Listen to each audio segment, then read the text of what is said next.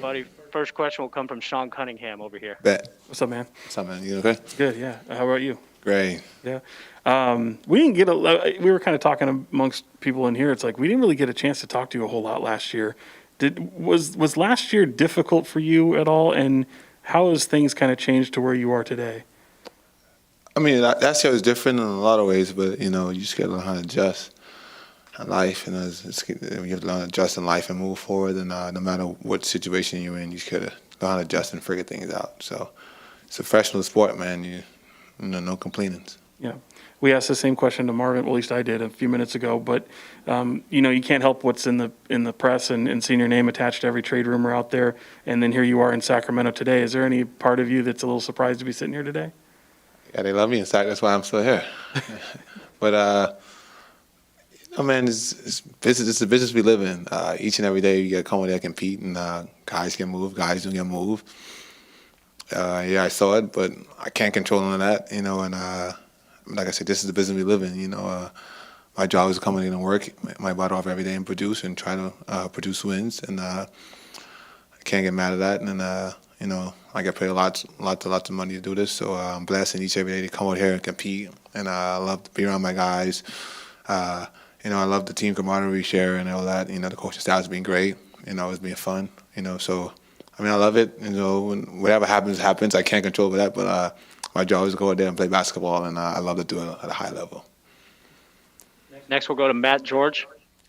Hey, buddy, you've started for this team. You've come off the bench for this organization before. Does that matter to you really at all? And do we overblow the optics of that sometimes, starting versus coming off the bench? It's the way you see it. Everybody sees it differently. My job is to come in and play basketball. And whatever I'm called to do, I got to be ready to do it regardless, if I like it or not. And that's just part of being a professional. Just go out there and compete. And, things happen, things changes. But my goal is to be a starter every time I come on the court, regardless. But whatever the team needs me to do or whatever team situation I'm in, I got to be prepared for that. So it's fun. And you just got to learn to adjust, like I said earlier to Sean, just adjusting to whatever you got to do. What's up, buddy? Sarah Hodges. How do you think this roster's improved from last season, and what are you most excited about? You're just excited. I'm excited just to see where everybody's at mentally, what everybody's goal is. Coming in training camp, we all say we want to win, but we just gotta go out there and just really show it, and want it, and just put down all the personal reasons behind us, and then just come together as a team and just figure it out. And that's our biggest goal, just figuring it out. And we got the pieces, we have scoring, we have shooting, we just got to put it together and pay attention to the little details. So just got to figure it out. And that's been the frustrating part about this group, because we got guys that are capable of doing it, but just got to figure it out. From the work that you guys have put in so far, which I know is little, do you see that improving? Do you see the chemistry building? It's off season, so you gotta build it during training camp, and a lot of guys ain't working out together, but sometimes different lineups, so you just gotta figure it out, and just do what's best for the team, not what's best for myself or everybody else, or just thinking this game I gotta do this. No, just what's best for the team. So just trying to figure it out. G-Man. Hey, buddy, in terms of your individual growth as you go through the years in the NBA, what do you specifically work on leading into this season to try to be better? What category? And are you a goal setter as an individual? Yes, for sure. Last year, my goals I set a lot of goals last year. I didn't really get to my goals, but just some I work hard on my body and keeping it in shape, just being more fit and staying locked in on the certain details of my body, and just, coming in training camp more in shape and being ready to perform at a high level. And of course, I set goals to myself and I keep them to myself. But just the thing this year is a motivating year for me to take a big step. For me, I took a big step drop. My field goal percentage is down, my 3-point percentage is down. So I take a big drop in that. So it's more motivating this year to, like I say, always have something to prove. The league, there's something to prove. There's always young guys coming, so there's always new talent that's very appealing to the league. But as an older player, you got to go there and show them why you still belong in the league, and you got to play at a high level. Because if you don't do that, they try to mark you, and you don't really mark as a certain type of guy. So it's always more. That's the beauty of the game. You got to motivate each other, and you see the older guys like CP of the Worlds, and like just he's 37, 36, but he's playing at a high level in the finals, and he's contributing big. So just watching those guys and seeing those guys doing that there at that level, and me being 28, I say, it's still a lot left in the tank, and just trying to prove myself each and every day as I go on the court. And that's every player in the league does, trying to prove themselves. Thank you. James Ham. Yeah, buddy, we talked to Luke, and he said that he's had conversations with you about what's expected, where you're going to play, the type of role that you might have. Just you can see how many guards this team has. Did you concentrate sort of on maybe getting bigger and stronger to play a little bit more wing this year, or just was it your standard offseason? No, just whatever they call me to do, I just got to do. And you just got to. And if I'm playing a bigger wing role, I just got, like I say, adjust and toughen up and do what they tell me that I need to do. And I know, like, the topic of discussion around the league today is vaccinations, not vaccination. I know you're a guy who, I think you've missed 3 games total in your career. Just how much does that play in your mind when it comes to whether you're vaccinated or not, and how you think of that process? And especially you go to Golden State and you couldn't play in a game at this point, or New York. I thought that the players in Golden State couldn't play in the game. I didn't thought the players who are in market couldn't play games. That's what I thought. No, visiting team, you're right. You might not have to miss. So yeah, it's just I think that's Golden State rule. I don't think that's a visit team rule. Same thing as New York. Yeah, just help you out. No, but I think every player should have the right to do whatever is best for them, and whatever they believe in, that's their rights. COVID came around, but if you feel better not being unvaccinated, then you should be unvaccinated, and then you should just go through the protocol the leagues want you to do to team playing. And I think that's, like I said, adjusting to something new, and the league got to respect the players, and I think there's a lot of high-level players that don't really want to get vaccinated. So the league has to respect that, because when we signed these contracts and stuff, they didn't say that you had to be vaccinated to play basketball. So I think the league should respect those players' situations what they believe in, and we as players just got to follow the protocol to do that, to play. Tony Harvey. Hey, buddy. Just wanted to ask you, you've been here, almost 4 seasons, 3.5 seasons, 4 seasons, and five and a half. Okay, I should know better. Thank you for the correction. No, you good. That's why I'm here. Thank you. And each year, the Kings come up short on the playoffs. Just want to know, does that? I'm pretty sure it does. Where the motivation level is, to try to break that curse, to push this organization over that hump, and how do you approach that? Is that some of your thoughts that that's been lingering around in your mind going into this season? There's something that you really want to do since you've been here. What's your approach on that? Yeah, my approach is as it's always been, just try to get this Sacramento-Kings to playoffs. Whether fans might not see it or not, that's been our approach. And we show signs where we figure it out, and then we show signs where we don't figure it out. We drop way back off. We win 7 in a row, then we lose 7 in a row.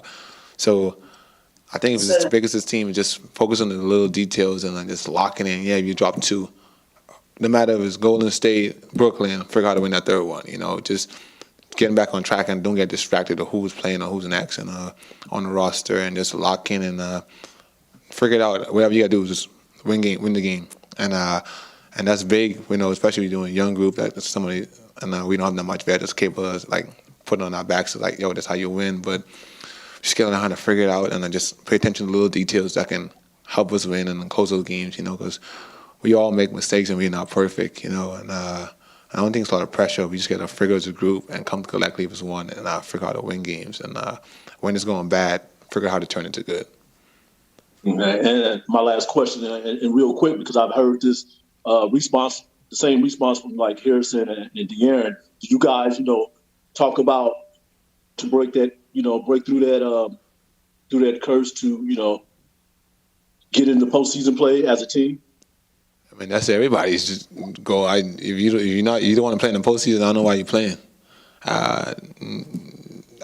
Nobody wants to be in just play regular season basketball. I don't want to play regular season basketball the rest of my life in the NBA. So we've been motivated each and every day.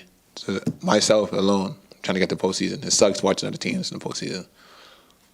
Take a couple more for Buddy. Mark Dembski. Hey, buddy, how you doing, man? What's up, man? You talk a lot about figuring it out as players, and that's what your job is to do.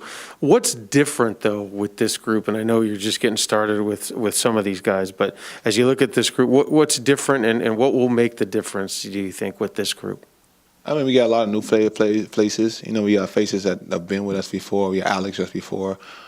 And, we got really elite guard we just drafted, so when I say figure it out, just figure out how we all can play at a high level together, and us coming together. And Tristan, he's been on championship teams before, and he's been on a lot of experience. So just them using their experience and putting it together, and just figuring out how we can be a playoff team, whereas a 6, 7, 8 seed team, or try to get to the playing game, whatever this team is at. So we just got to come together and play for each other, and that's what I'm figuring out, just to get to that point where we haven't been as yet. Do you see those pieces here that different than in years past for you? I mean, we have a league guard. He's a rookie, so he has to adjust to the league and everything, but he's really good. And you have guys like Tristan and Alex that have played at a high level for a long time. Tristan being in multiple finals, Alex has been in multiple playoffs before. So we have the guys, but we just got to put it together. And, we have Harrison as the elite wing, so we just got to figure it out. Yes, sir. Last three guys. Jason Anderson. Buddy Love, good to see you, man. Man, why are you not here? You're not vaccinated? I guess not. Shit, because they keep asking you a vaccination question. Like, you're not vaccinated because you're not inside the building. Are you vaccinated? No, I am vaccinated. I'll be in the building tomorrow. Yeah, because you got to be vaccinated because I see you report everything firsthand. Man. They told me I couldn't come see you in person unless I got Wow, and you still with this black screen, right? What happened? Man, I'm good. I'll see you tomorrow. Okay. Hey, following up on a couple of these other questions, there was one day in particular you were. So we have social distancing. Buddy, you were real close to becoming a Laker, man, that one day. What was that day like for you? And then just, all this other. Yeah, Tristan said, what kind of question was that? Well, you were real close to being Day one of training camp, Buddy Hield is wearing a Sacramento-Kings jersey. That's where his mind and focus is at. He's going to have a stellar year. I'm going to set him some great wide pin downs to get him open. So, that's his mindset right now. What's in the past is in the past. We cannot control that. When you look in the rear view, that's when you crash. We look forward and ahead.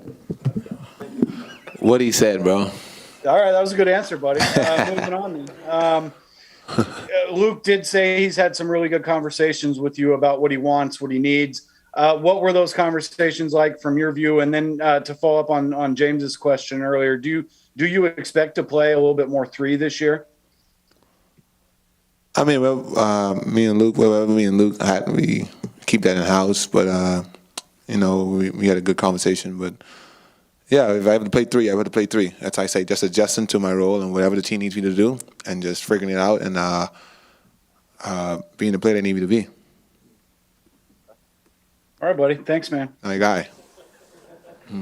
Go to Matt George. He's not vaccinated, huh? He's lying. Well, buddy, I can kind of tell this based off of what just happened with Tristan, but Tyrese Halliburton and De'Aaron Fox both shared that building relationships has been a focus of theirs this offseason. Has that been a focus of yours as well? And how have those relationships formed with these new guys here in Sacramento? Oh, my name is Buddy. It's not hard to make a friend around here, so I'm everybody's friend. We good? Jim Conlon. Hi, buddy. Just one quick one for me to you. I spoke to Luke Walton last year, and he came up with a famous quote, an answer he gave me. He said, if I'm going to the roulette table and the game's on the line and I've got my last chips, I want the dice in Buddy's hands.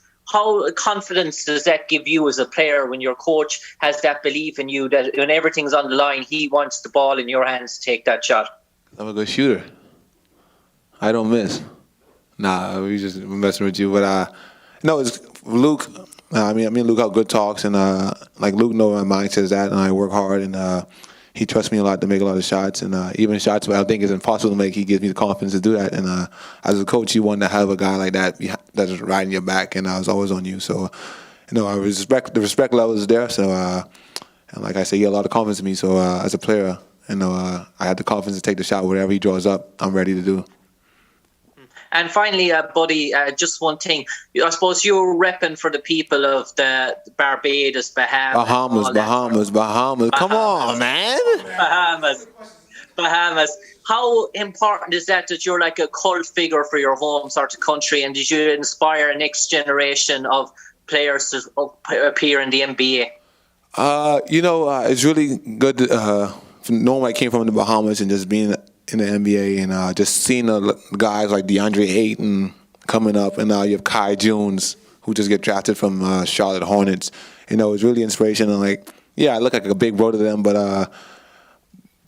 it's just motivating the other little kids to keep on pushing. It's hard. Like guy like Tristan from Canada. There was not a lot of Canadians in the league. You got about 20 Canadians in the league now, and they're playing at a high level. So our job is me, DeAndre Ayton, and Kai Jones to keep on inspiring the young kids to keep on believing that they can play in the league, and one day they can be like us and be able to help other people and inspire the youth coming up for sure. Thank you, buddy. Yes, sir.